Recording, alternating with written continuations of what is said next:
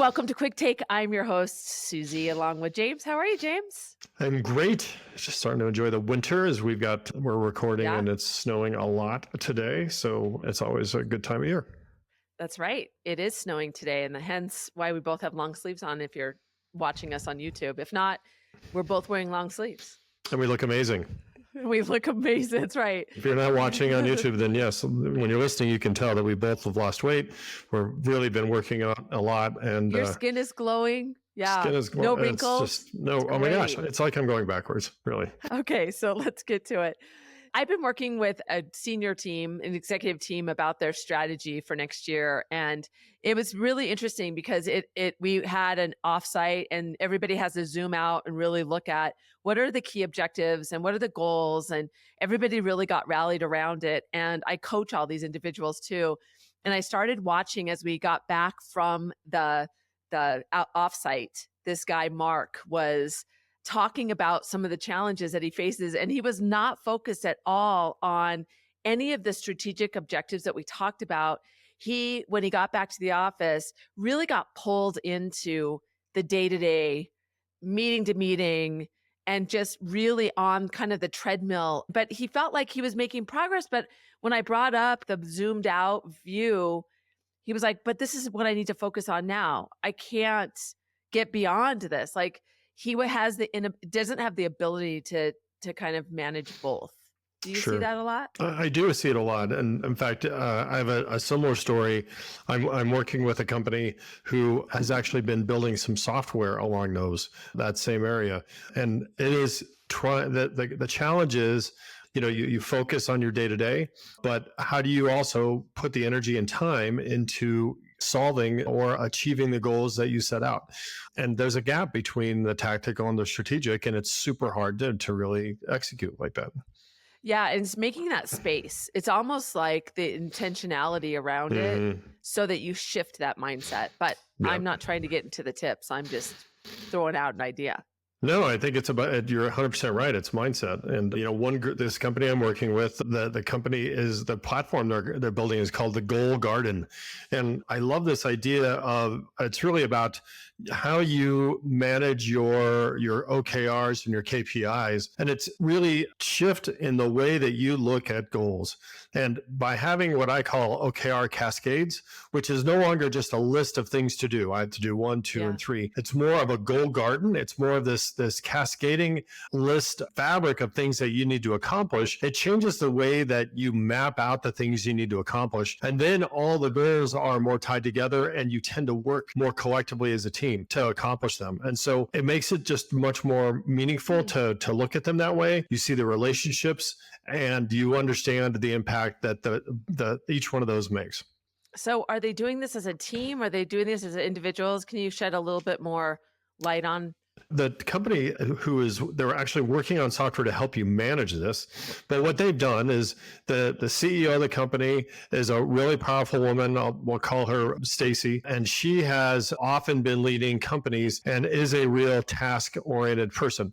She's a big believer of the checklist manifesto. I'm sure a book many of our listeners have listened to. And so she's always been a believer in keeping track of what you need to accomplish. But she also found that her passion wasn't the similar level of passion that everyone else had. And so her ability to get the rest of her team motivated around that list really failed. And so she met her business partner, Amy, at an event, and they both found that what they wanted to do was to try to create the next generation of the checklist manifesto, which was more of a merging of those things. And it's really becoming that goal garden is what they're calling it. And so working with them, I've really seen how if you create this OKR cascade, or use their tool, of course, is what they'd love for you to do, is to create a system that increases this. It's a dynamic OKR system that allows you to have a more productive execution of your goals. Their research has shown an 84% increase in goal completion rates just by the fact that those goals are more intertwined.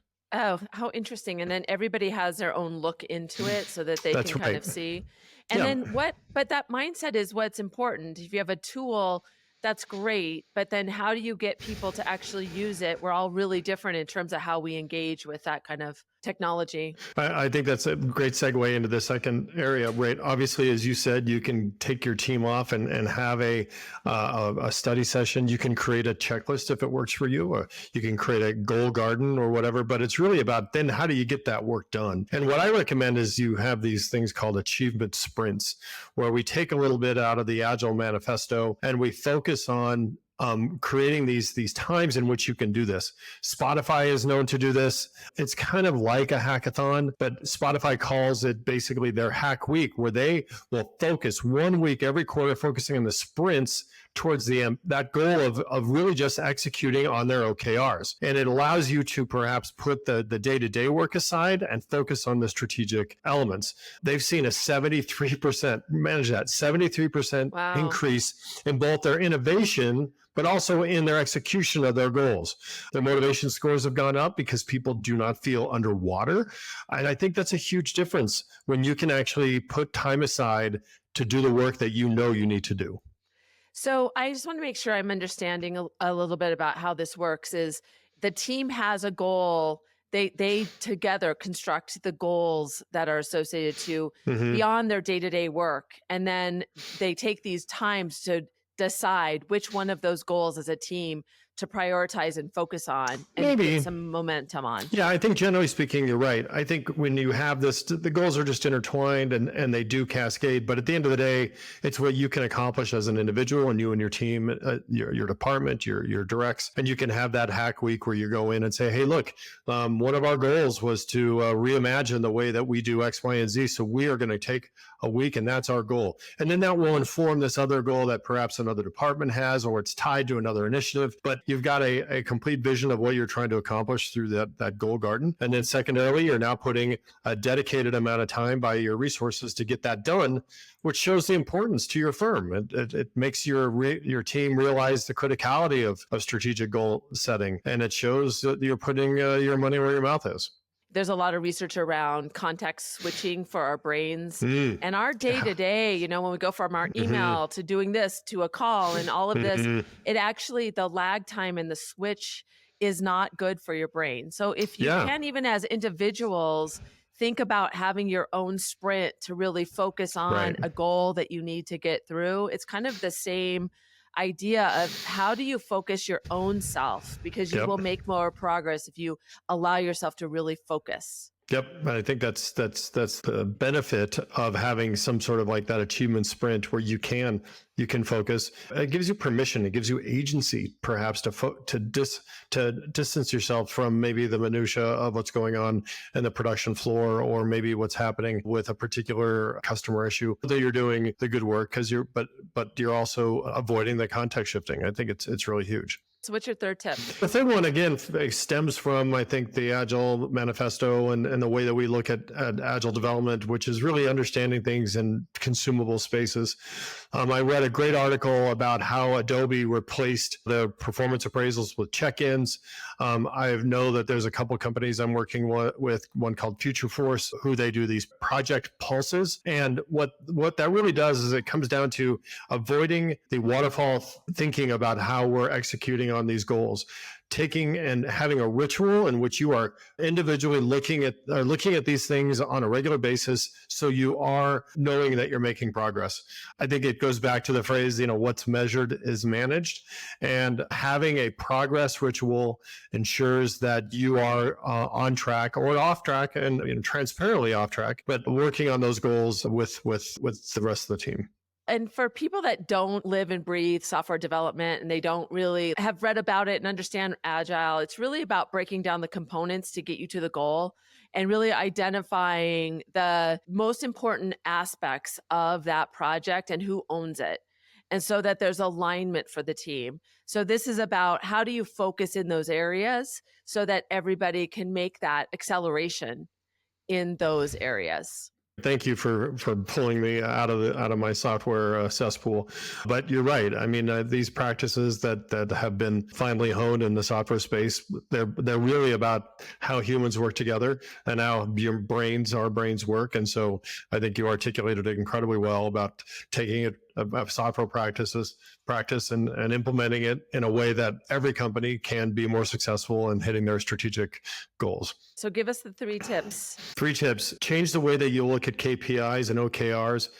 Think of them as OKR cascades. Tie them together so everybody understands how they fit.